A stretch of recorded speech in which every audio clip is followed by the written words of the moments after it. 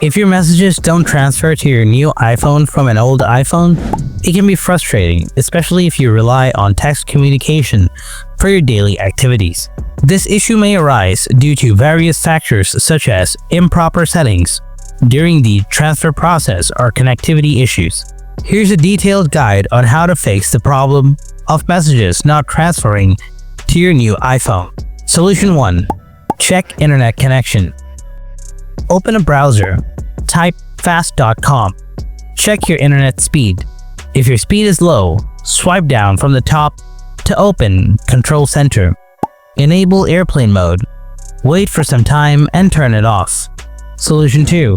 Check iCloud settings.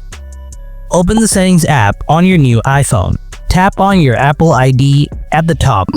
Your name. Select iCloud. Make sure that your iCloud has enough storage available in order to sync the message to your device. Also, ensure that messages are toggled on. If it's off, toggle it on to sync your messages from iCloud. Solution 3. Check message settings.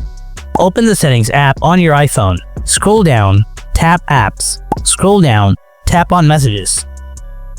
Ensure that iMessage is turned on. If it's already on, try logging it off and back on.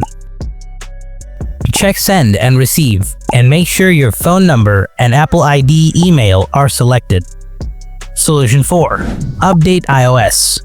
Open the Settings app on your new iPhone. Scroll down and tap on General. Tap on Software Update.